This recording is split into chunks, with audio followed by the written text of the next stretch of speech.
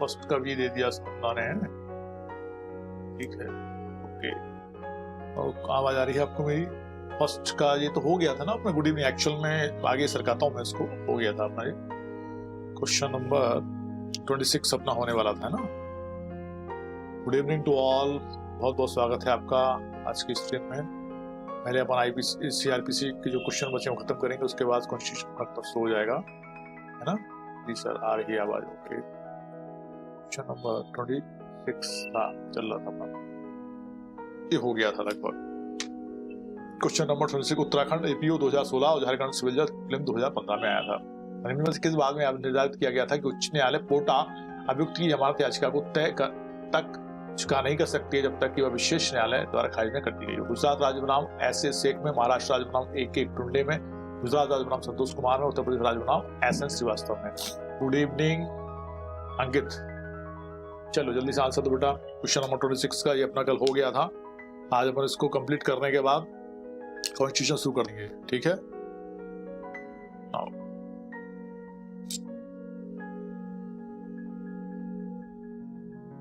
Constitution शुरू कर देंगे, ठीक है?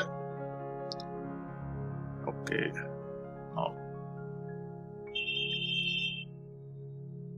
ओके, हाँ 26 का दिया है आपने ए आंसर किसने दिया? 26 का अंकित ने दिया, पूजा ने दिया, सुनना दिया, ओके, एवरीबॉडी इज करेक्ट। इसको मुद्दार कर लेते हैं। गुजरात राज्य बनाम ऐसे शेख में, एकदम सही कहा आपने। गुजरात राज्य बनाम सलीम भाई अब्दुल गफ्फार शेख 2003 सुप्रीम कोर्ट के मामले में उच्चतम न्यायालय ने निर्धारित किया कि उच्च न्यायालय पोटा की धारा 34 क्लॉज 4 के अनुसार पोटा अभियुक्त की जमानत याचिका को तब तक स्वीकार नहीं कर सकती जब तक यह विशेष न्यायालय द्वारा खारिज नहीं कर दी गई हो या जमानत न दे दी गई हो। नाउ क्वेश्चन नंबर 27, निम्नलिखित में से दंड प्रक्रिया संहिता का कौन सा उपबंध अपील से संबंधित नहीं है? अपील से संबंधित कौन सा उपबंध नहीं है? सेक्शन 86, सेक्शन 149, 150 और 454, बताइए कौन सा नहीं है? 27 छत्तीसगढ़ सिविल जज 2007, मध्य प्रदेश एपीओ 2009 में क्वेश्चन पूछा गया था, दंड प्रक्रिया संहिता कौन सा उपबंध अपील से संबंधित नहीं है? 86, 449, 454 या 150?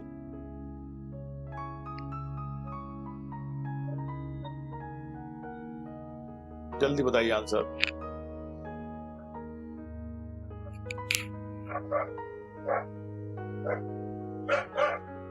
ट्वेंटी 27 का ए कहा अंकित ने, अंकित 27 का ए नहीं है।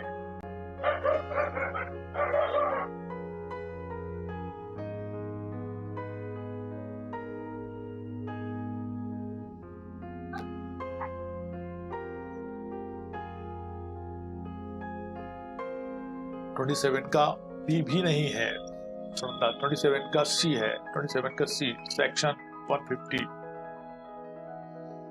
सीआरपीसी 1973 की धारा 150 में पुलिस अधिकारी द्वारा उच्च अधिकारियों को संज्ञेय अपराध किए जाने की परिकल्पना की सूचना देने संबंधी उपबंध है जो अपील से संबंधित नहीं है। संहिता की धारा 86 को संपत्ति वापसी के लिए आवेदन अस्वीकृत करने वाले आदेश की अपील है। 449 बंद पत्र संपर्क कर लिए जाने के आदेश के विरुद्ध अपील है। और सेक्शन 454 विचारण की समाप्ति पर संपत्ति के वयन के लिए आदेश धारा 452 में एवं अभियुक्त के पास मिले धन का निर्दोष क्रेता को समुदाय का आदेश धारा 453 के विरुद्ध अपील से संबंधित है।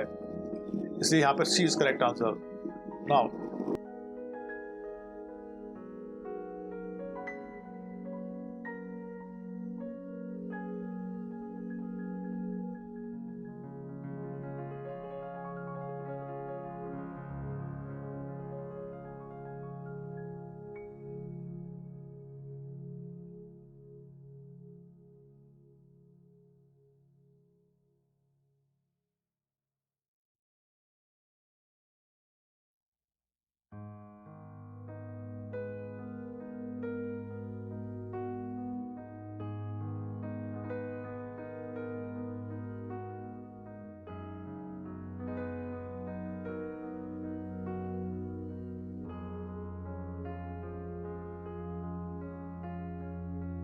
है, बहुत बढ़िया।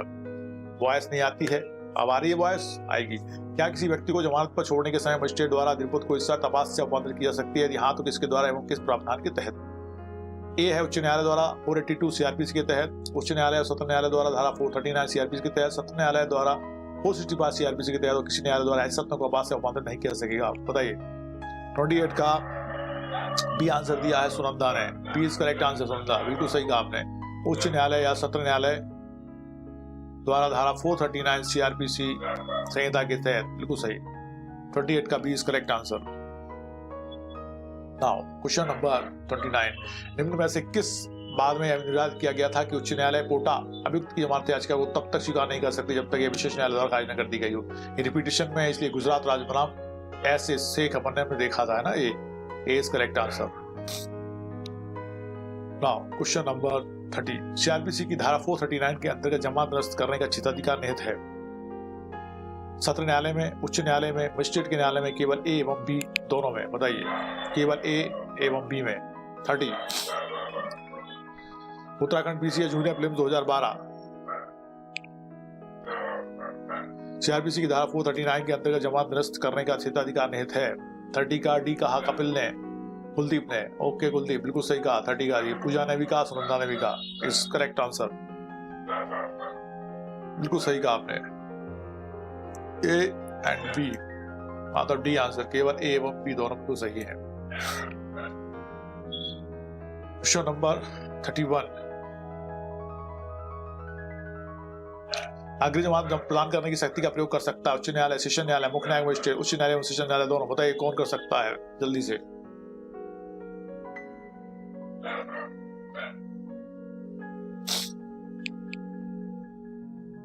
अग्रिम जमानत प्रदान करने की शक्ति का प्रयोग कर सकता है कौन? सुनंदा ने कहा 31 का डी, कुलदीप ने कहा 31 का D, D is correct answer. Pooja ने भी कहा उच्च न्यायालय और सेशन न्यायालय दोनों ही कर सकते हैं। और अंकित 31 का ये नहीं है बेटा, उच्च न्यायालय और सेशन न्यायालय दोनों अग्रिम जमानत दे सकते हैं, इसलिए D is correct answer. Madhya Pradesh 2017 Uttarakhand PCA junior prelim 2015 में क्वेश्चन पूछा गया था। क्वेश्चन नंबर 32, क्या विचारण की समाप्ति एवं अपील के निस्तारण के पूर्व उच्चतम न्यायालय के समक्ष उपसंजात होने के लिए अभियुक्त को उससे जमानत प्राप्त करने को कहा जा सकता है? हाँ, धारा 437 का दंड प्रक्रिया संहिता के अंतर्गत। हाँ, धारा 439 उपधारा 2 का दंड प्रक्रिया संहिता के अंतर्गत। हाँ, धारा 436 दंड प्रक्रिया संहिता के अंतर्गत। ऐसा कोई प्रावधान नहीं है। बताइए 32। यह आया था आपका मध्य प्रदेश अतिरिक्त जिला एवं सत्र न्यायाधीश प्रीलिम 2016 में।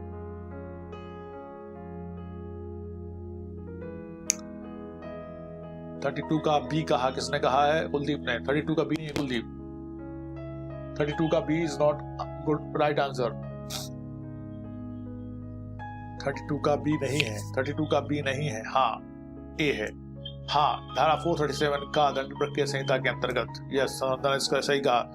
हाँ, दंड प्रक्रिया संहिता की धारा 437 का क्लॉज 1 के अनुसार विचारण के समाप्त होने के पूर्व तथा अपील के निस्तारण के पूर्व अपराध का विचारण करने वाला न्यायालय या अपीलीय न्यायालय अभियुक्त से यह अपेक्षा करेगा कि वह उच्चतर न्यायालय के समक्ष उपसंजात होने के लिए पितुओं सहित जमानत बंद पत्र निष्पादित करे।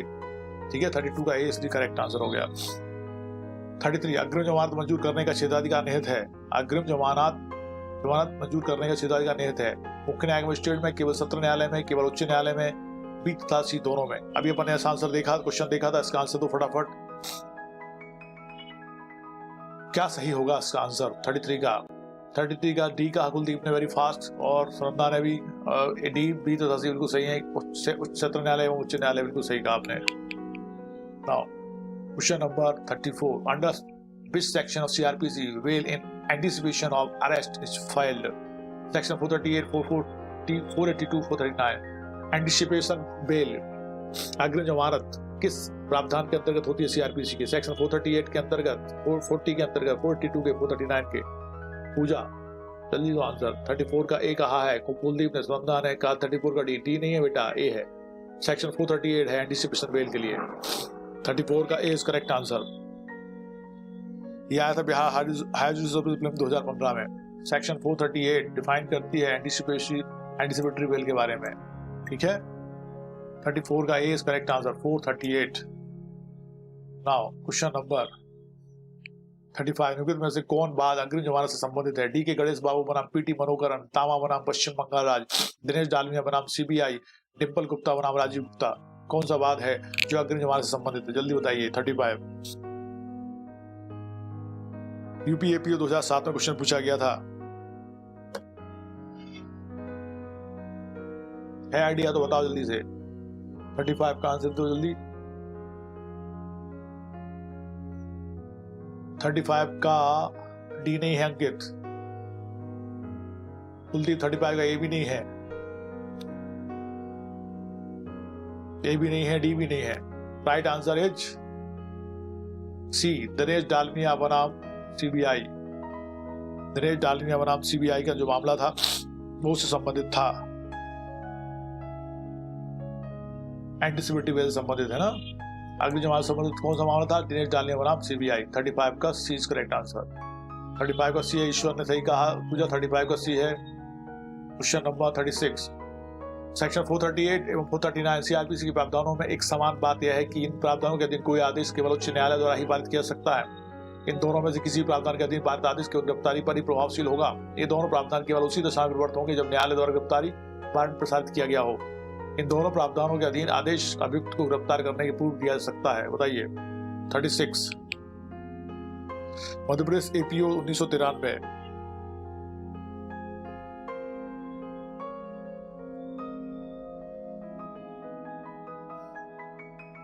36 का ए नहीं है Ankit, A is not correct answer. Yes, 36 का डी भी नहीं है जुलंदा। यस, 36 का बी इज करेक्ट आंसर। इन दोनों में से किसी भी प्रावधान के अधीन पारित आदेश जो है केवल गिरफ्तारी पर ही प्रभावशील होगा।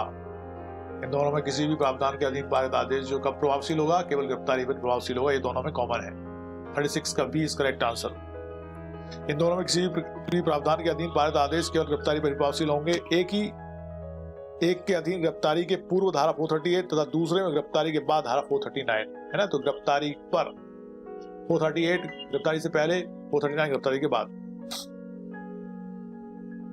37, किसी अजमानती अपराध के किए जाने के अभियोग में गिरफ्तारी की आशंका करने व व्यक्ति के आवेदन पर उच्च न्यायालय या सत्र न्यायालय धारा 438 सीआरपीसी के अंतर्गत यह निर्देश दे सकता है कि उसको आगामी आदेश तक गिरफ्तार न किया जाए, उसको अवरक्षा में बिना लिए जमानत पर छोड़ दिया जाए। ऐसी गिरफ्तारी की स्थिति में उसको जमानत पर छोड़ दिया जाए। ऐसी गिरफ्तारी की स्थिति में उसको 3 दिन पश्चात जमानत पर छोड़ दिया जाए। कौन सा सही प्रावधान है सेक्शन 438 के लिए? आशंका करने पर व्यक्ति के आवेदन पर उच्च न्यायालय या सत्र न्यायालय 438 दंड प्रक्रिया संहिता के अंतर्गत निर्देश दे सकता है कि उसको आगामी आदेश तक गिरफ्तार न किया जाए, उसको रक्षा में बिना लिए जमानत पर छोड़ दिया जाए। ऐसी गिरफ्तारी की स्थिति में उसको जमानत पर छोड़ दिया जाए। ऐसी गिरफ्तारी की स्थिति में उसको 3 दिन पश्चात जमानत पर छोड़ा जाए। क्या सही होगा बताइए जल्दी। 37, छत्तीसगढ़ सिविल जज 2003, 2007, मध्य प्रदेश सिविल जज 1996 1996 में क्वेश्चन पूछा गया था। कुलदीप ने कहा 37 का सी और बिल्कुल सही कहा। 37 का सी इज करेक्ट आंसर। ऐसी गिरफ्तारी की स्थिति में उसे जमानत पर छोड़ दिया जाए। यदि उसकी गिरफ्तारी होती है तो उसको सेक्शन 438 में जो बेल एप्लीकेशन लगाई थी उसके आधार पर यदि बेल मिल जाती है तो उसको गिरफ्तारी की स्थिति में उसको छोड़ दिया जाएगा। यस। 38, दंड प्रक्रिया संहिता के अंतर्गत एक सक्षम मजिस्ट्रेट द्वारा किया गया व्यतिक्रम निम्न में से किस कार्य को सुगमता देगा? धारा 494 के अंतर्गत जारी किया गया तलाशी वारंट, धारा 155 के अंतर्गत पुलिस अधिकारी को किसी अपराध का अन्वेषण करने का आदेश, धारा 83 के अंतर्गत किसी संपत्ति कुर्की या बिक्री, धारा 306 के अंतर्गत साक्ष्य प्राप्त करने हेतु सह अपराधी को दी गई माफी। बताइए। सीआरपीसी के अंतर्गत एक सक्षम मजिस्ट्रेट द्वारा किया गया व्यतिक्रम मतलब देरी इनमें से किस कार्य को सुगमता देगी? 38 का आंसर देना है आपको। Madhya Pradesh APO prelims 2009।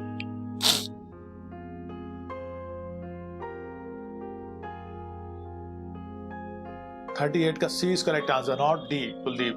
धारा 83 सेक्शन 83 के अंतर्गत किसी संपत्ति की कुर्की या बिक्री को वो शून्यता देगी, शून्यता में बदल देगी यदि व्यतिक्रम होता है तो। संबंधित प्रावधान को 1 मिनट में मैं बता देता हूँ आपको। 38 का सी है ना।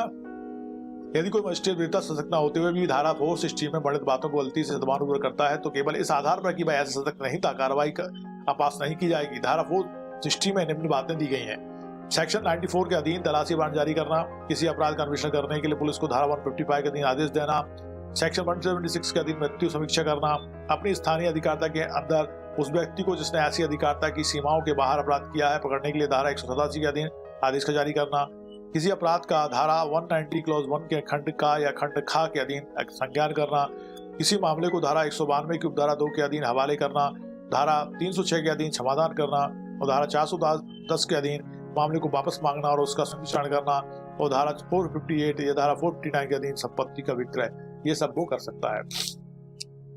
किस सेक्शन 460 में बातें दी गई। 38 का C is correct answer. 39 section 446 CrPC के अंतर्गत जमानतदार से पेनल्टी की राशि वसूल न किए जाने की स्थिति में न्यायालय के द्वारा उसे दिया जा सकने वाला कारावास है सिविल जेल जो 6 माह तक का हो सकती है, साधारण कारावास जिसके अवधि 6 माह तक हो सकती है, कठोर कारावास जिसकी अवधि 6 माह तक हो सकती है, सिविल जेल जो 1 वर्ष तक की हो सकती है। यदि 446 दंड के संहिता के अंतर्गत जमानतदार से पेनल्टी की राशि वसूल न की जाए तो ऐसी स्थिति में उस जमानतदार को न्यायालय से कितना कारावास दे सकता है, बताइए। 39 यह आया था मध्य प्रदेश अतिरिक्त जिला एवं सत्र न्यायाधीश 2016 में। जमानतदार को भी जेल हो सकती है, कितने दिन की, कितने समय की, बताइए जल्दी से। 39 का बी कहा है। 39 का बी इज नॉट करेक्ट। 39 का बी सही नहीं है, 39 का ए सही है। सिविल जेल होगी उसे, सिविल जेल जो 6 माह तक की हो सकती है, ठीक है। सिविल जेल होगी जो 6 माह तक की हो सकती है। साधारण कारावास के 6 माह तक हो सकती है, ये नहीं होगा। 39 का A is correct answer. CrPC की धारा 446 के अंतर्गत जमानतदार से पेनल्टी की राशि वसूल न किए जाने की स्थिति में न्यायालय द्वारा उसे दिया जा सकने वाला कारावास सिविल कारावास में 6 माह तक की हो सकेगी, इसलिए 39 का A is correct answer. Pooja, Vrinda, Ruchi और 39 का A is correct answer. Now question number 40, magistrate द्वारा की गई निम्नलिखित में से कौन सी अनियमितताएं जिसके लिए वह विधि द्वारा सशक्त नहीं है, कार्रवाई को दूषित नहीं करती है। मतलब विधि द्वारा सशक्त नहीं था फिर भी वो कार्रवाई को दूषित नहीं करती है, वो कौन सी हो सकती है। दंड प्रक्रिया संहिता धारा 397 के अंतर्गत पुनरीक्षण की शक्तियों का प्रयोग करने के लिए अभिलेख मंगाना। सीआरपीसी की धारा 190 की उपधारा 1 की खंड का या खंड खा के अधीन किसी अपराध का संज्ञान लेना, अपील का निर्णय करना। दंड प्रक्रिया संहिता की धारा 466 के अंतर्गत पारित आदेश का पुनरीक्षण करना। कार्यवाही को दूषित नहीं करती हैं, कौन सी अनियमितताएं हैं जो कार्रवाई को दूषित नहीं करेंगी और सशक्त नहीं था तो भी, बताइए। 40 राजस्थान जुडिशल सर्विस प्लेन 2015, अभी मैंने आपको बताई थी ना ढेर सारी, किसी अपराध का धारा 191 की खंड का या खंड खा के अधीन संज्ञान करना।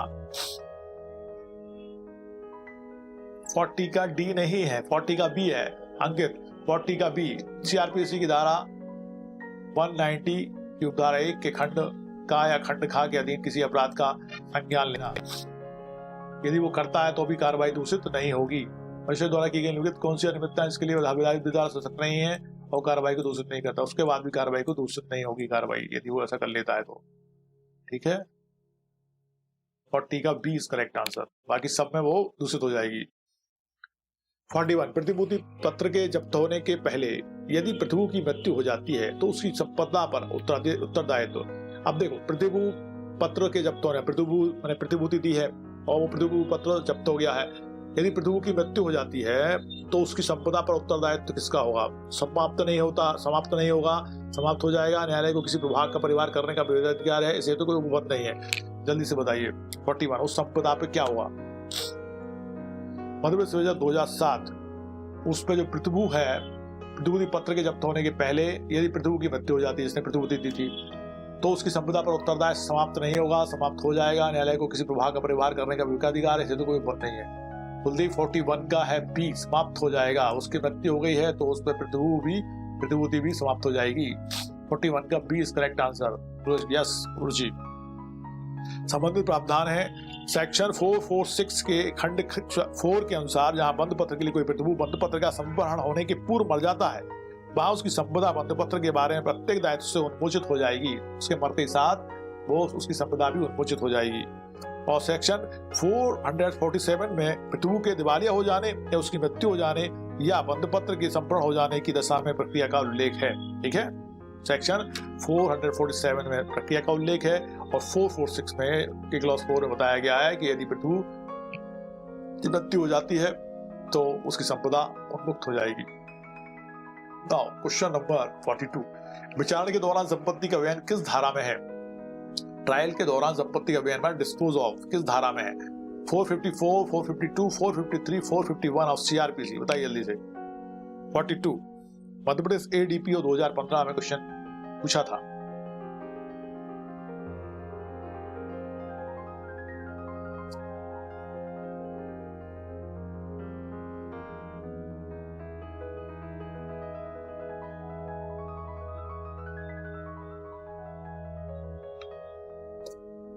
41 का डी, 42 का डी, बिल्कुल सही। सेक्शन 451 सीआरपीसी 1973 की धारा 451 के अनुसार जब कोई संपत्ति किसी दंड न्यायालय के समक्ष जांच या विचारणा के दौरान पेश की जाती है, तब वह न्यायालय उस जांच या विचारणा के समाप्त होने तक ऐसी संपत्ति की उचित परीक्षा के लिए ऐसे आदेश जैसा वह ठीक समझे कर सकता है। और यदि वह संपत्ति शीघ्रता या प्रकृति क्षयशील है, जल्दी से नष्ट होने वाली है, या यदि ऐसा करना अन्यथा समाचीन है, तो वह न्यायालय ऐसा साक्ष्य अभिलिखित करने के पश्चात जैसा वह आवश्यक समझे उसके विक्रय या उसके स्वेच्छा उसके अन्यथा बयान किए जाने के लिए आदेश कर सकता है। डिस्पोज ऑफ उसको करने का आदेश दे देगा यदि वो तुरंत प्रकृतिया क्षयशील है और नष्ट हो सकती है। तो इसलिए 42 का D is correct answer. Kuldeep 42 का डी है, 43 अभी आया नहीं है। अंकित 42 का डी है। ओके, क्वेश्चन नंबर 43, सीआरपीसी संशोधन अधिनियम 2005 द्वारा सीआरपीसी की धारा 459 में 10 रुपए से कम शब्दों को किन शब्दों से प्रतिस्थापित किया गया है? 10 रुपए से कम शब्दों को किन शब्दों से प्रतिस्थापित किया गया? 50 रुपए से कम, 100 रुपए से कम, 50 रुपए से कम, 250 रुपए से कम। 459 10 रुपए से कम शब्दों को किन शब्दों में प्रतिस्थापित किया गया है, बताना है आपको। 43, यूपीएपीओ 2005-2007 में क्वेश्चन पूछा गया था। कुलदीप ने कहा 43 का ए इज करेक्ट आंसर। 500 रुपए से कम, बिल्कुल सही। 500 रुपीज से कम। सीआरपीसी संशोधन 2005 के धारा 459 में 10 रुपए से कम शब्दों को किन शब्दों में प्रतिस्थापित किया गया? 500 रुपए से कम, लेस देन 500 रुपीज। यस, 43 का A is correct answer. Now question number 44, निम्नलिखित में से किस मामले में मजिस्ट्रेट द्वारा की गई अनियमितता कार्रवाई को दूषित नहीं करेगी? भरण पोषण के लिए आदेश देना, सदाचार के लिए प्रतिपूर्ति की मांग करना, सह अपराधी को क्षमादान करना, किसी अपराधी का संक्षिप्त विचारण करना। इसमें से कौन सी कार्रवाई है जो अनियमितता है जो कार्रवाई को दूषित नहीं करेगी, बताइए। 44, यह आया था उत्तरांचल सिविल 2005 और छत्तीसगढ़ सिविल 2007 में। 44 का ए नहीं है कुलदीप। 44 का A is not answer, good, A is not right answer. 44 का डी भी सही नहीं है पूजा। 44 का ए भी सही नहीं है। यस, रुचि ने बिल्कुल सही कहा, सी इज करेक्ट आंसर। से अपराधी को क्षमा करना, समाधान करना, ये कार्रवाई को अनियमित नहीं बनाएगा, दूषित नहीं करेगा। अनियमितता जो है कार्रवाई को दूषित नहीं करेगी। 44 का सी इज करेक्ट आंसर। धनप्रज्ञा संहिता 1973 की धारा 460 में उन अनियमितताओं को बताया गया है जिसमें कार्रवाई दूषित नहीं होती है, ठीक है। और धारा 306 के अधीन क्षमादान करता है तो वो अनियमितता हो जो है वो कैसी होगी? कार्रवाई को दूषित नहीं करेगी। इसलिए 44 का सी है, सी, डी नहीं है अंकित, सी है।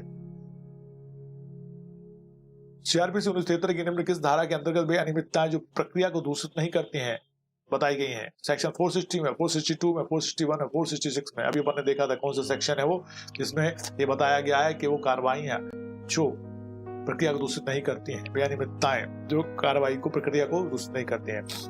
यस, का 4 बिल्कुल का सही कहा। 460 का section 460 is correct answer. Question number 45 में हमने देख लिया है।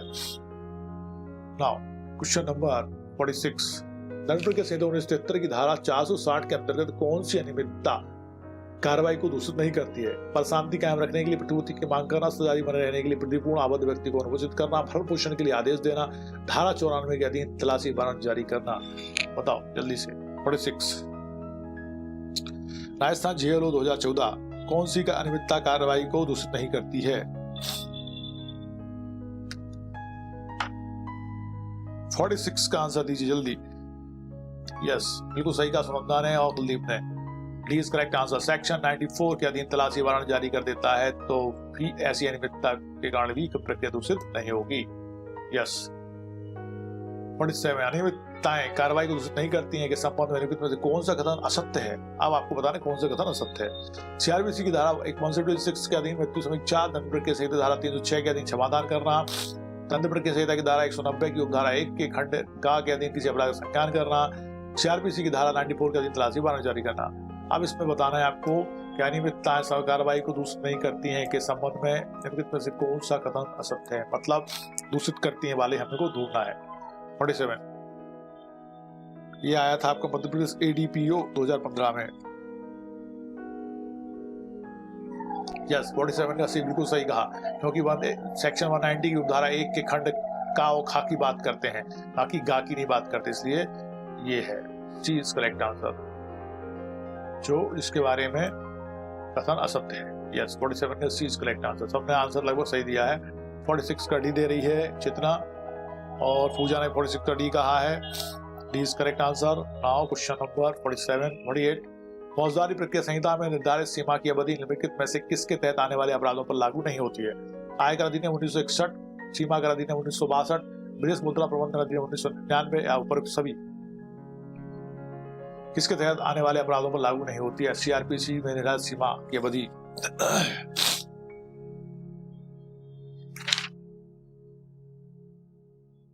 बिहार पीसी या जूनियर 2016। यस 48 का डी कुलदीप ने कहा बिल्कुल सही है। उपरोक्त सभी में आयकर अधिनियम 1961 में, सीमा कर अधिनियम 1962 और विदेशी मुद्रा प्रबंधन अधिनियम सभी में जो सीआरपीसी की जो सीमा है उसके तहत अपराधों पर लागू नहीं होती है। यस 48 का डी इज करेक्ट आंसर। 48 का सी नहीं है, अंकित डी है ना, देख लेना इसको ध्यान से। सीआरपीसी के अंतर्गत उस अपराध के लिए जो सिर्फ आर्थिक दंड से दंडनीय है, उस मामले में परिसीमा काल है 3 माह, 1 वर्ष, 6 माह, 3 वर्ष। बताइए जैसे आंसर 49। यूपी सिविल जज 2013, एमपी एपीओ 2008 कितने समय की अवधि दी जाएगी?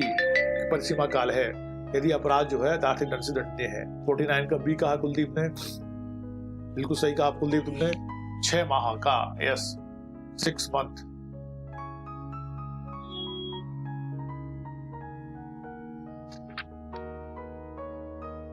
दंड प्रक्रिया की धारा 468 की उपधारा 2 के खंड का के अनुसार यदि अपराध केवल जुर्माने से दंडनीय है तो इसका संज्ञान लेने के लिए परिसीमा काल 6 मास होगा। बिल्कुल सही 49 का B is correct answer. Now question number 50।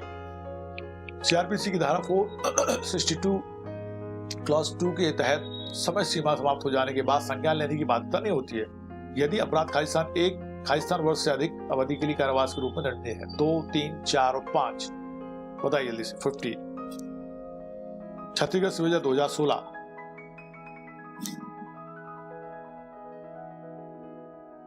CrPC की संहिता की धारा 468(2) के तहत समय सीमा समाप्त हो जाने के बाद संज्ञान लेने की बाध्यता नहीं होती है यदि अपराध खालिस्तान वर्ष से अधिक अवधि के लिए कारावास के रूप में दंडनीय है।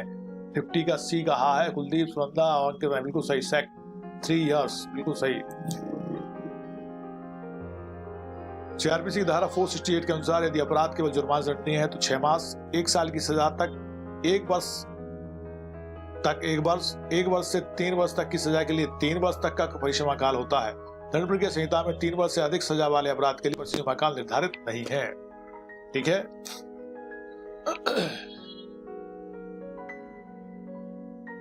Question number 51। फौजदारी प्रक्रिया संहिता में निर्धारित सीमा की अवधि निम्नलिखित में से किसके तहत आने वाले अपराधों पर लागू नहीं होती है? ना तो आयकर अधिनियम पे होगी, ना सीमा कर अधिनियम पे होगी, ना विदेशी मुद्रा संबंधी अधिनियम पे होगी। तो डी इज करेक्ट आंसर, अपन अभी देखा था। Now question number 50। Indian constitution के बारे में हम बात कर रहे हैं।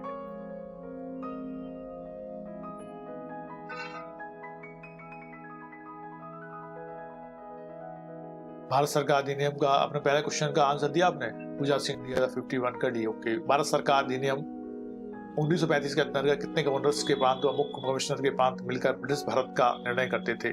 14 व 7, 5 व 9, 11 व 7 और उपरोक्त में से कोई भी नहीं। जल्दी से answer. Give the right answer. Time starts now.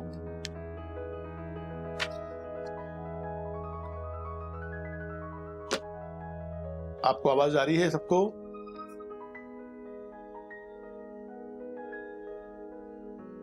Yes first का बी इज करेक्ट आंसर। 11 व 7। भारत सरकार अधिनियम 1935 के अंतर्गत 11 गवर्नर के प्रांत तथा 7 मुख्य कमिश्नर के प्रांत थे। यह अधिनियम 2 अप्रैल 1936 के प्रांतों के लिए प्रभावी हुआ। ठीक है। Yes okay. Now wait. Okay 11 व 7 B is correct answer. Now question number 2। Bharat सरकार अधिनियम के अधीन एक संरक्षक न्यायालय का गठन किया गया जो कहलाता था प्रीवी काउंसिल, उच्चतम न्यायालय, उच्च न्यायालय, संघीय न्यायालय। बताइए भारत सरकार अधिनियम के अधीन एक संरक्षक न्यायालय का गठन किया गया जो कहलाता था प्रीवी काउंसिल, उच्चतम न्यायालय, उच्च न्यायालय या संघीय न्यायालय। क्या कहलाता था, जल्दी बताइए। बिहार पीसी या जूनियर प्रीलिम्स 2009 में क्वेश्चन पूछा गया था। कुलदीप ने कहा 2 का D, yes, D is correct answer. Yes, Sunanda 2 का डी है, संघीय न्यायालय कहलाता था वो। क्या कहलाता था, फेडरल कोर्ट।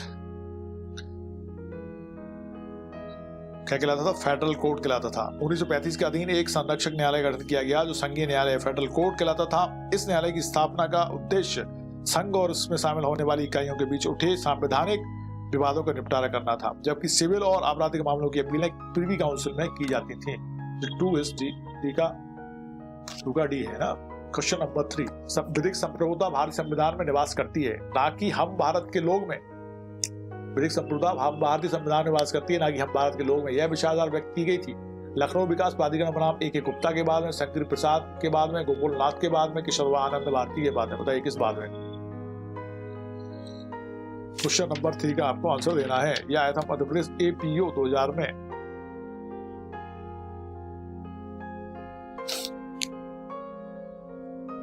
थ्री का डी कहा सुनंदा ने, very fast Sunanda, right answer. Ankit is also correct, Pooja भी करेक्ट है। केशवानंद भारती बनाम केरल राज्य के मामले में ऐसा कहा गया था।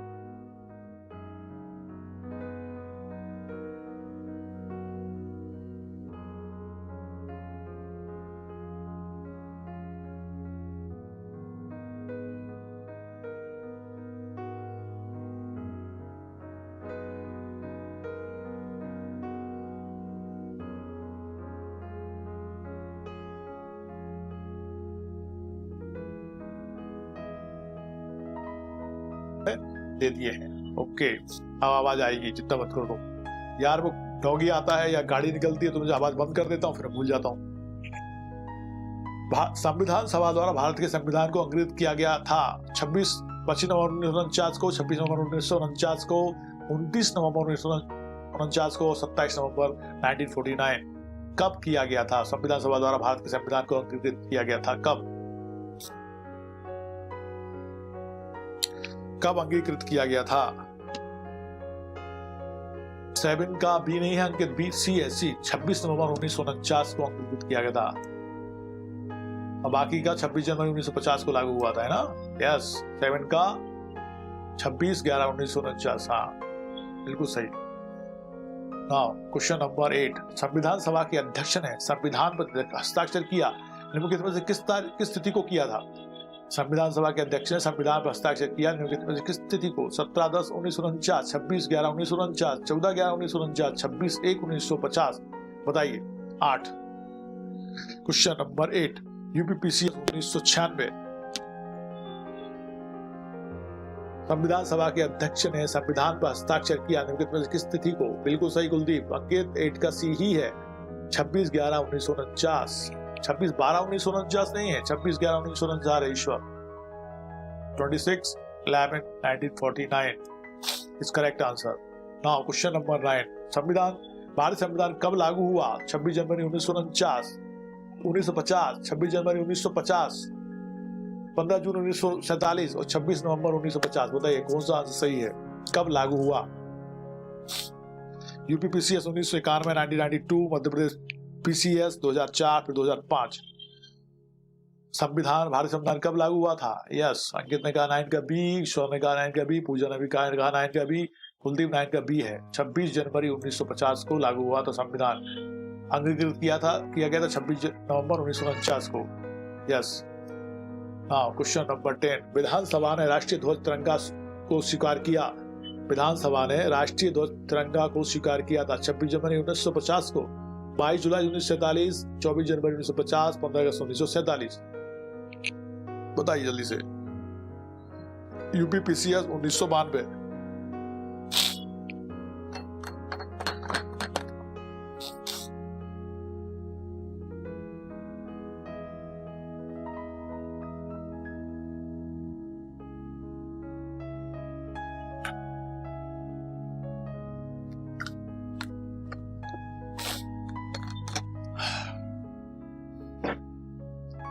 यस, बिल्कुल सही कहा आपने, सी इज करेक्ट आंसर। 22 जुलाई 1947 द डेट जब विधानसभा ने राष्ट्रीय ध्वज तिरंगा को स्वीकार किया था। यस। क्वेश्चन नंबर 11, विधिक सेवा दिवस है 9 नवंबर, 10 अक्टूबर, 19 नवंबर और 2 अक्टूबर। विधिक सेवा दिवस, अभी हमने देखा था लॉ डे, अब आ रहा है विधिक सेवा दिवस के बारे में पूछा हमने।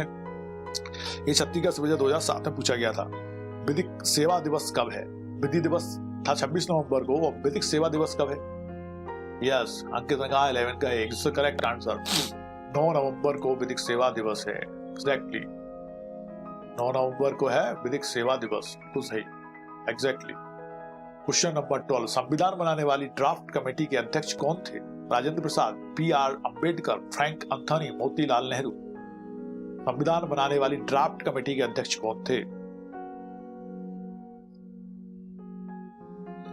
एमपी एपीओ 2008 और उत्तराखंड पीसीएस जूनियर प्रीलिम्स 2011। संविधान बनाने वाली ड्राफ्ट कमेटी के अध्यक्ष कौन थे?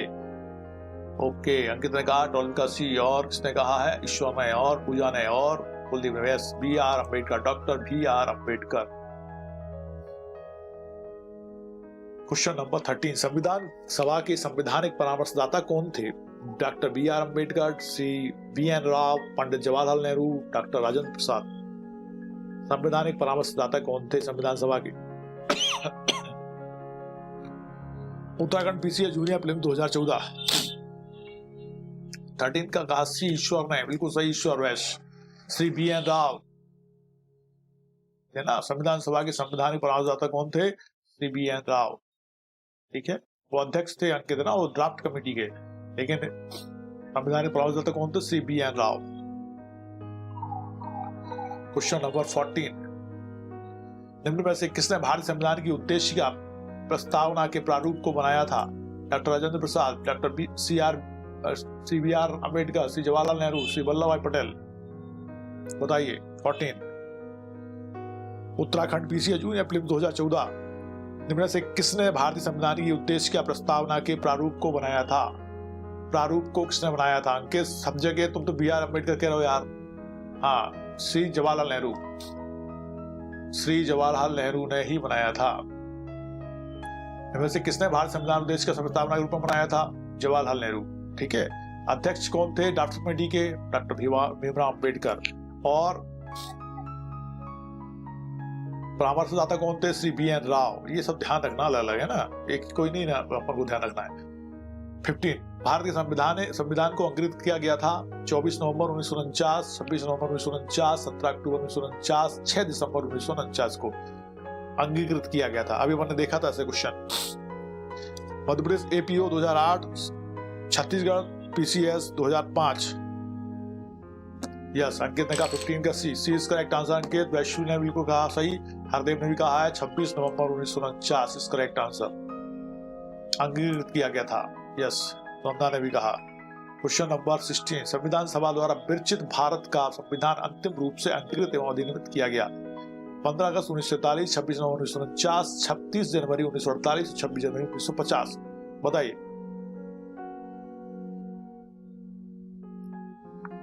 Uttarakhand PCS junior prelims 2012, MP APO 2009 2010, UP PCS 2000 2002 2006। संविधान सभा द्वारा विरचित भारत का संविधान अंतिम रूप से अंगीकृत एवं अधिनियमित किया गया? बेटा अंगीकृत एवं अधिनियमित किया गया क्वेश्चन पूछा है ना। उन्नयन का लागू कब किया? जब लागू पूछे तब आएगा 26 जनवरी 1950, अदरवाइज क्या आएगा 26 नवंबर 1949। जब अंगीकृत की बात होती है तो 26 नवंबर 1949। ठीक है, 16 का सी इज करेक्ट आंसर। जिसने डी दिया है उसको सही कर लेंगे ध्यान से। 26 जनवरी 1950 को लागू हुआ है संविधान। 26 नवंबर 1949 को कुछ भाग अंगीकृत और अधिनियमित करके उसको पारित कर दिया गया था। पूरा का पूरा संविधान 26 जनवरी 1950 को लागू हुआ है। 70 संविधान सभा की प्रथम बैठक जो 19/12/1946 को बुलाई गई थी, 9 दिसंबर 1946 को बुलाई गई थी, उसकी अध्यक्षता इनमें से किसके द्वारा की गई थी? डॉक्टर राजेंद्र प्रसाद, श्री जवाहरलाल नेहरू, श्री एसएन सिन्हा, उपरोक्त में से कोई भी नहीं। बताइए किसने उसकी अध्यक्षता की थी जो 19/12/1946 को बुलाई गई थी प्रथम बैठक? उत्तराखंड पीसीएस जूनियर प्रीलिम 2014, उसके अध्यक्ष कौन थे? बिल्कुल सही का अंकित, श्री एसएन सिन्हा, सच्चिदानंद सिन्हा थे। B is correct answer. Yes. Question number 18, निम्नलिखित में से कौन सर्वसम्मति से संविधान सभा का अध्यक्ष चुना गया था? VN Rao, B R Ambedkar, Rajendra Prasad, MK Gandhi. सर्वसम्मति से संविधान सभा का अध्यक्ष चुना गया था। छत्तीसगढ़ सिविल 2007, मध्य प्रदेश एपीओ 2008, निम्नलिखित में से कौन सर्वसम्मति से संविधान सभा का अध्यक्ष चुना गया था? 18 का B is correct answer, Rajendra Prasad. Yes correct Ankit, बिल्कुल सही कहा आपने। राजेंद्र प्रसाद थे जो उनको सर्वसम्मति से अध्यक्ष चुना गया था संविधान सभा का। भरत गुड इवनिंग, बहुत लेट हो गया तुम तो भाई। चलो 19 संविधान सभा के अध्यक्ष थे doctor B R Ambedkar, doctor Rajendra Prasad, doctor K N. Katju, C Rajagopalachari. कौन थे संविधान सभा के अध्यक्ष? एमपी सिविल 1986, यूपीपीसीएस 1998 और 2000। संविधान सभा के अध्यक्ष कौन थे? 19 का सी बिल्कुल सही अंकित, कुलदीप वैश्य, ईश्वर।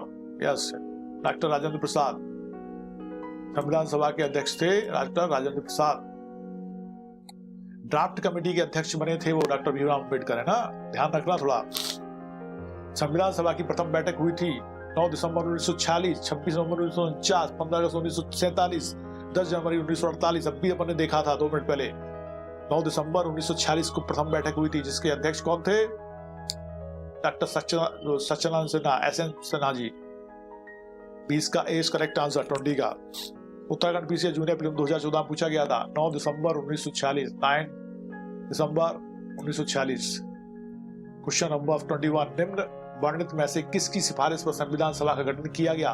Cripps mission, Lord Mountbatten, Wavell mission, cabinet mission plan. बताओ। Uttarakhand PCS junior prelim 2014,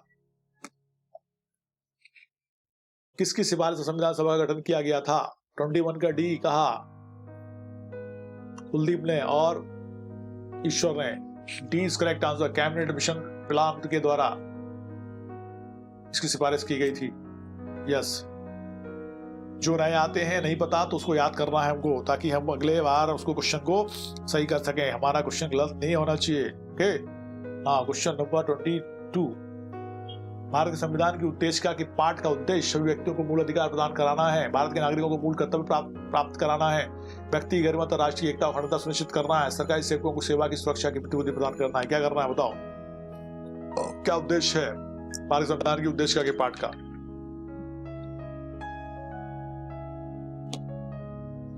UPPCS 2003 फिर 2007।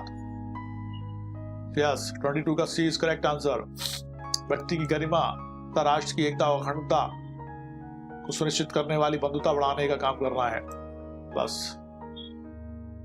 क्वेश्चन नंबर 23, भारत के संविधान की उत्तेजिका के पाठ का उद्देश्य सभी व्यक्तियों को के मूल अधिकार प्राप्त कराना है, सरकारी सेवकों को सेवा की सुरक्षा प्रतिबद्धता प्रदान करना है, भारत के सभी नागरिकों के लिए विचार, अभिव्यक्ति, विश्वास, विश्वास, धर्म, उपासना स्वतंत्रता प्राप्त कराना है, भारत के नागरिकों को मूल कर्तव्य प्राप्त कराना है। क्या कराना है? 23 छत्तीसगढ़ पीसीएस 2005।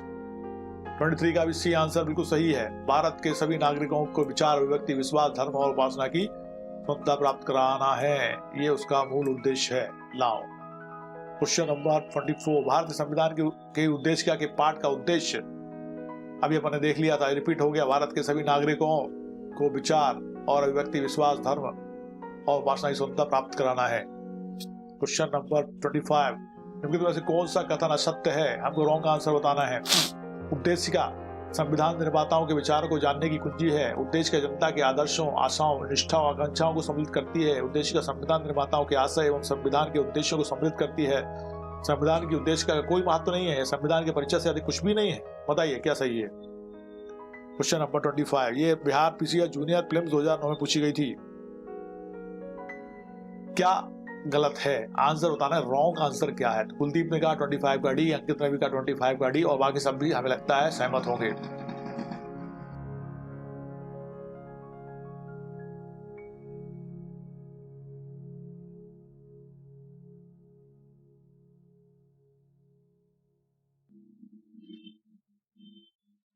क्वेश्चन नंबर 26, व्यक्ति की गरिमा और राष्ट्र की एकता एवं अखंडता सुनिश्चित करना भारत के प्रत्येक नागरिक का मूल कर्तव्य है। राज्य का एक नीति निर्देशक तत्व है। भारत के संविधान की प्रस्तावना के अंतर्गत एक संकल्प है। भारत में प्रत्येक व्यक्ति का एक मूल कर्तव्य है।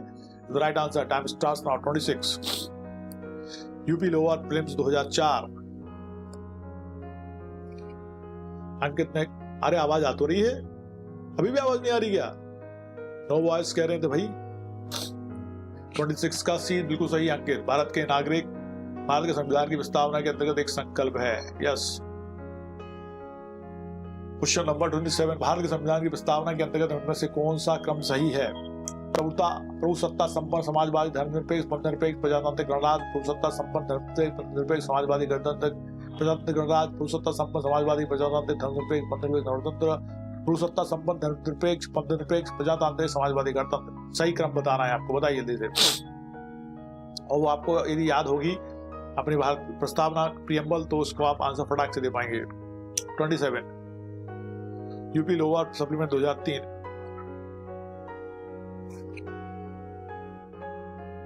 ट्वेंटी सिक्स का तो हो गया था, 27 का आंसर देना है।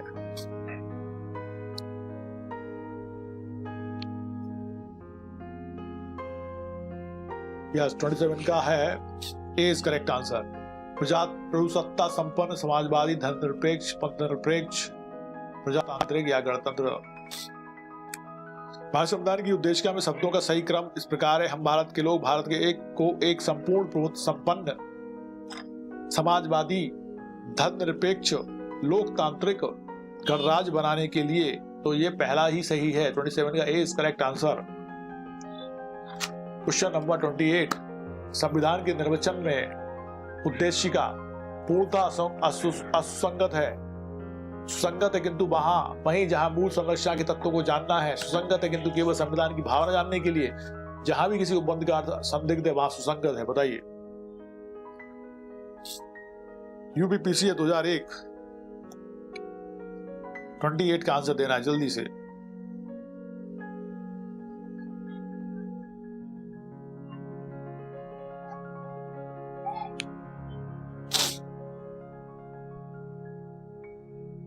ट्वेंटी 28 का आंसर दीजिए फटाफट।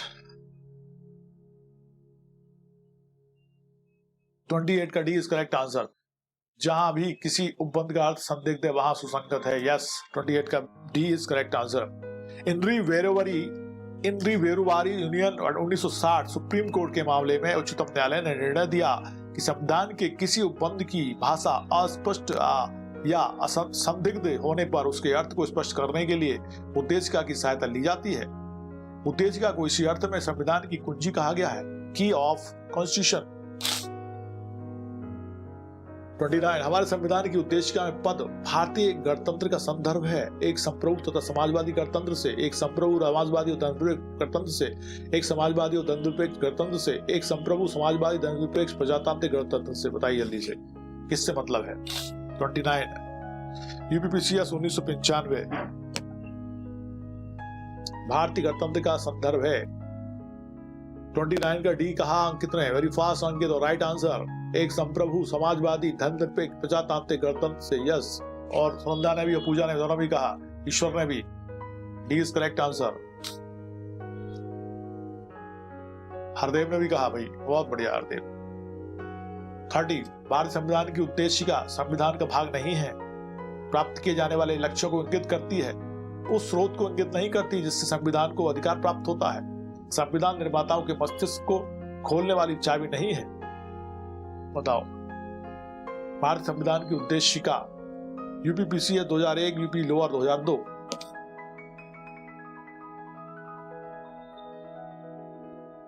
थर्टी का आंसर देना है। 30 का आंसर दिया है अंकित ने वेरी फास्ट, बी दिया है और सही दिया है। प्राप्त किए जाने वाले लक्ष्यों को इंगित करती है, जो लक्ष्य प्राप्त कर रहे हैं, जो उसका उद्देश्य है वो उसमें इंगित किया गया है, क्या हमको लक्ष्य प्राप्त कर रहे हैं। तो बी इज करेक्ट आंसर, प्राप्त किए जाने वाले लक्ष्यों को इंगित करती है कि क्या लक्ष्य प्राप्त कर रहे हैं। ठीक है, 30 का बी है भरत, बी है ना, हरदेव ने सही कहा है। 31 निम्नलिखित में से किस एक का भारत के संविधान की उद्देशिका में उल्लेख नहीं किया गया है। आर्थिक न्याय, व्यक्ति की गरिमा, अभिव्यक्ति की स्वतंत्रता, सबके लिए शिक्षा, क्या डिफाइन नहीं किया गया है उद्देशिका में, बताइए जल्दी से। यूपीपीसी 2004।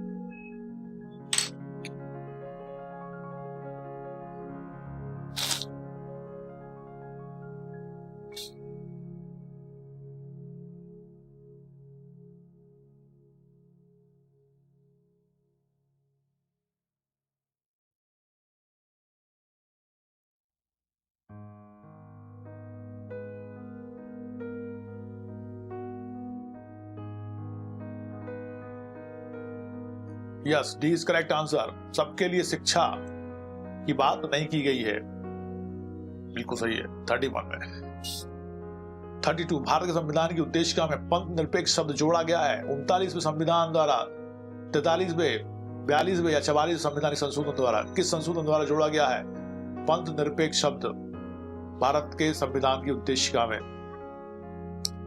यूपीपीसी 2005 किस संविधान संशोधन द्वारा जोड़ा गया है। 32 का okay, article 21 A right to education, हाँ ये बाद में जोड़ा गया है, बच्चों के लिए है वो ना, छोटे छोटे नन्हे नन्हे।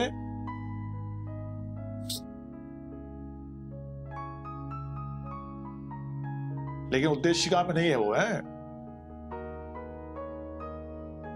क्वेश्चन, सीधा क्वेश्चन है अपना और उसका अपन को आंसर वही लगाना है और उसका इंटरप्रिटेशन गलत नहीं करना है ना ईश्वर। 42 1976 यस, अंकित ने कहा 6 से 14 साल के बच्चे 21A यस। ये है 42 संविधान संशोधन द्वारा, बी इज करेक्ट आंसर। 32 का बी इज करेक्ट आंसर है। पूर्व प्रधानमंत्री स्वर्गीय इंदिरा गांधी द्वारा गठित सरकार स्वर्ण सिंह समिति की सिफारिश पर किए गए 42 संविधान संशोधन अधिनियम 1976 द्वारा संविधान की उद्देश्य की प्रस्तावना में पंथ निरपेक्ष और अखंडता तथा समाजवादी इन तीनों शब्दों का समावेश किया गया। ज्ञातव्य की मिनी संविधान के नाम से चर्चित 42 संविधान संशोधन द्वारा ही संविधान के भाग 4 का अनुच्छेद 51A के अंतर्गत नागरिकों के मूल कर्तव्यों का प्रावधान अंतस्थापित किया गया था और यह भी ज्ञातव्य की प्रस्तावना में अभी तक केवल एक बार ही संशोधन किया गया है। Yes, now question number 33. Bharat के संविधान में प्रयुक्त शब्द धर्मनिरपेक्ष का अर्थ है। राज्य का अपना कोई धर्म नहीं होगा, सभी धर्म के साथ समान व्यवहार है, राज्य का अपना सामान्य धर्म नहीं होता है। ए और बी सही है। Give the right answer. Time starts now. 33. UP civil जज 2012। 33 का आंसर तो फटाफट, राजा साहब भी आ गए हैं देखो, और गायब है मोनिका, मोनिका नहीं रोमिका, जिसने राजा साहब का नाम राजा साहब करवाया था। भारत के संविधान में प्रयुक्त शब्द धर्मनिरपेक्ष का अर्थ है राज्य का अपना कोई धर्म नहीं होगा, सभी धर्म के साथ समान व्यवहार है, राज्य अपना समान धर्म नहीं होता है। ए और बी दोनों। 33 का डी किसने दिया है, पूजा ने दिया है और अंकित ने दिया है, और भारत ने और सुनंदा ने। D is correct answer. A और बी सही है, राज्य का अपना कोई धर्म नहीं होता और सभी धर्मों के साथ समान व्यवहार करता है राज्य, इसलिए धर्मनिरपेक्ष है वो। ठीक है, 33 का D is correct answer. Now question number 34। किस संविधान संशोधन अधिनियम द्वारा संविधान की प्रस्तावना में धर्मनिरपेक्ष, पंथ निरपेक्ष एवं अखंडता शब्द जोड़े गए हैं। प्रथम संविधान संशोधन अधिनियम द्वारा, 24वां, 42वां, 44वां संविधान संशोधन अधिनियम द्वारा, बताइए। 34 अभी अपन ने सुना था इसके बारे में। UP lower supplement 2002, 2003।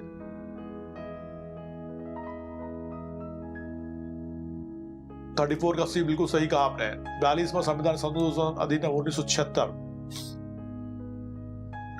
1976 में जो हुआ था वही। यस। क्वेश्चन नंबर 35, संविधान की उद्देशिका में भारत के लोग भारत को खालिस्तान बनाने हेतु दृढ़ संकल्पित हैं। प्रभुत्व संपन्न लोकतंत्रात्मक गणराज्य, प्रभुत्व संपन्न समाजवादी लोकतंत्र गणराज्य, प्रभुत्व संपन्न समाजवादी पंथनिरपेक्ष लोकतंत्र गणराज्य, और डी प्रभुत्व संपन्न समाजवादी लोकतंत्र गणराज्य। बताइए कौन सा वाला सही है 35 का? मध्य प्रदेश विभाजन 2003। यस, 35 का सी इज करेक्ट आंसर। प्रभुत्व संपन्न, हम भारत के लोग भारत को प्रभुत्व संपन्न समाजवादी पंथनिरपेक्ष लोकतंत्रात्मक गणराज्य बनाने हेतु दृढ़ संकल्पित हैं। Yes, C is correct answer.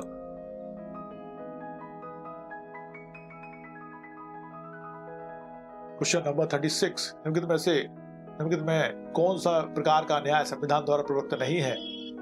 सामाजिक न्याय, राजनीतिक न्याय, आर्थिक न्याय और नैतिक न्याय। कौन सा न्याय संविधान द्वारा प्रदत्त नहीं है? 36 RAS RTS प्रीलिम्स 2003।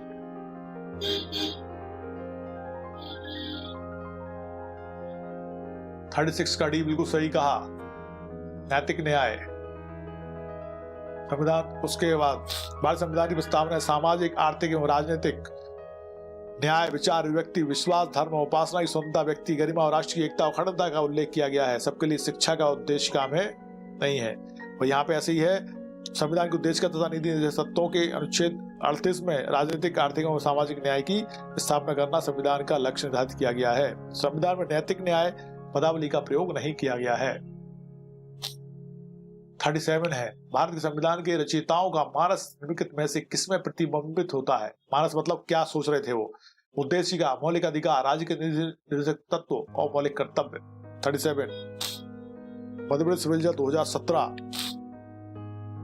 भारत के संविधान के रचयिताओं का मानस निम्नलिखित में से किसमें प्रतिबिंबित होता है? मतलब वो झलकता है। उद्देशिका में, मौलिक अधिकार में, राज्य के नीति तत्व में या मौलिक कर्तव्य में। आज मजा आ गया सर स्टडी में। अरे पूजा क्या बात है, रोज मजा नहीं आ रहा था। हमको हर सब्जेक्ट में कमांड करना है बेटे, और वो मजा तभी आता है जब हम आंसर देते हैं और सही निकलते हैं, है ना? तो ये मन की बात है, इसलिए थोड़ी मेहनत करेंगे तो सब सब्जेक्ट में ऐसा हो सकता है, इसलिए कोई दिक्कत नहीं है ना।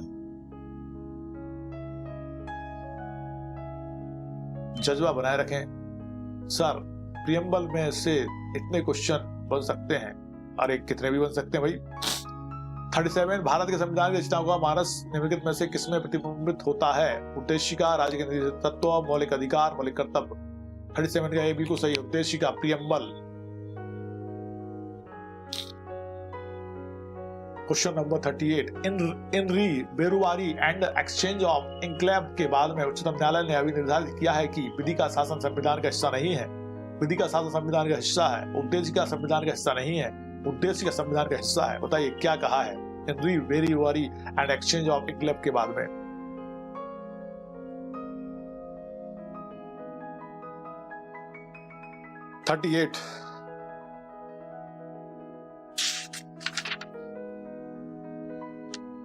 यूपी सुबेजा 2012 और एमपी एडीपी 2015।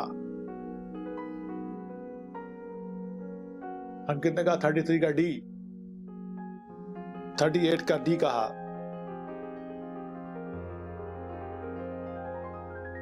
थर्टी 38 का डी नहीं है, सी है। यस, ईश्वर ने बिल्कुल सही कहा है, भारत दुबे ने भी सही कहा है, सी इज करेक्ट। उद्देश्य का संविधान का हिस्सा नहीं है, इस मामले में ऐसा कहा गया था। और साथ में यह भी कहा गया था, पहला तो ये कहा गया था कि हिस्सा नहीं है, संविधान का भाग नहीं माना था, तथा कहा गया था कि वह संविधान निर्माताओं के विचारों को जानने की कुंजी मात्र है। और वहां एक बात और कही थी कि उच्चतम न्यायालय ने निर्णय दिया कि संविधान के किसी उपबंध की भाषा स्पष्ट या संदिग्ध होने पर उसके अर्थ को स्पष्ट करने के लिए उद्देशिका की सहायता ली जाती है। इसलिए संविधान की कुंजी कहा था, उसका हिस्सा नहीं कहा उसे। चाबी, जैसे अपन कार चलाते हैं तो चाबी अलग रहती है, चाबी उसका हिस्सा नहीं है, लेकिन जब चाबी लगेगी तभी कार चलेगी। ये साहब क्वेश्चन नंबर 39, प्रस्तावना संविधान का भाग है। यह प्रेक्षण उच्चतम न्यायालय द्वारा निम्नलिखित में से किस प्रकरण में अभिनिर्धारित किया गया? केशवानंद भारती बनाम केरल राज्य, विशाखा विरुद्ध राजस्थान राज्य, डीके बसु विरुद्ध भारत संघ, RS नायक विरुद्ध AR Antule. Right answer, time starts now. 39 Madhya Pradesh विभाजन 2010 किस मामले में ऐसा कहा गया था?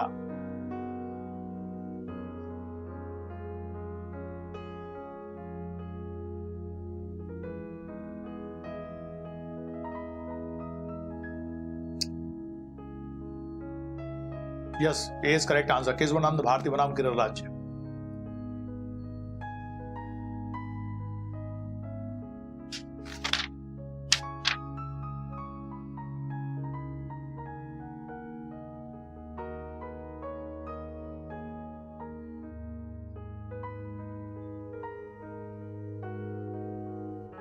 Question number 40। हमारे संविधान की प्रस्तावना में महत्वपूर्ण प्रस्ताव निम्न नाम के अंतर्गत बनाया गया। भारत के लोग, भारत का संविधान, भारत स्वतंत्रता अधिनियम 1947, इनमें से कोई नहीं। हमारे संविधान की प्रस्तावना में महत्वपूर्ण प्रस्ताव निम्न नाम के अंतर्गत बनाया गया। बताइए जल्दी से। छत्तीसगढ़ संविधान 2007। 40 का ये राजा साहब ने आंसर दिया है वेरी फास्ट, और अंकित ने भी बिल्कुल सही। भारत के लोग इज करेक्ट आंसर। यस, हमारे संविधान की प्रस्तावना में महत्वपूर्ण प्रस्ताव भारत के लोग नाम के अंतर्गत बनाया गया। भारतीय संविधान का स्रोत भारत की जनता है और भारतीय जनता ने अपनी संप्रभु इच्छा को इस संविधान के माध्यम से व्यक्त किया है। 41 उद्देशिका क्या है? संविधान का अंग है, संविधान का अंग नहीं है, संविधान का अंग हो भी सकता है, नहीं भी, कोई नहीं। उद्देशिका क्या है बताइए। 41 यूपीपीसीएस 1991, 1992, 1994, 1999, 91, 92, 94, 99। उद्देश्य का क्या है? संविधान का अंग है, अंग नहीं है, अंग हो सकता है, नहीं भी हो सकता, कोई नहीं। 41 का ये अंकित ने कहा, हरदेव ने कहा, पूजा ने कहा, बिल्कुल सही, संविधान का अंग है। 42 प्रस्तावना में धर्मनिरपेक्ष सेक्युलर शब्द के डाले जाने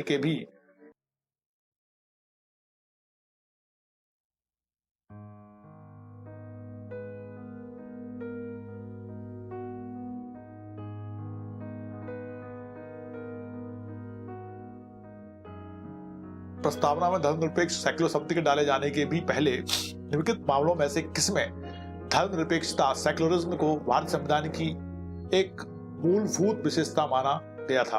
इंदिरा गांधी बनाम राजनारायण, केशवानंद भारती बनाम केरल राज्य, पवन राव बनाम भारत संघ, ममता बनाम आंध्र प्रदेश राज्य। Right answer time starts now 42 और today's stream is last question है ये।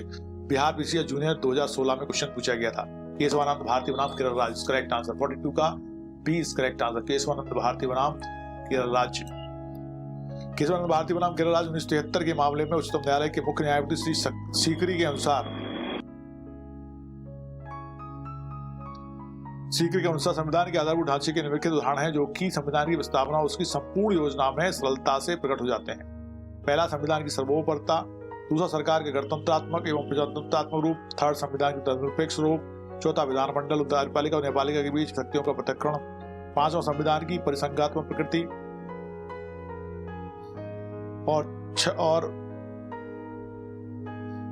और प्रस्तावना में पंथनिरपेक्ष सेक्युलर शब्दों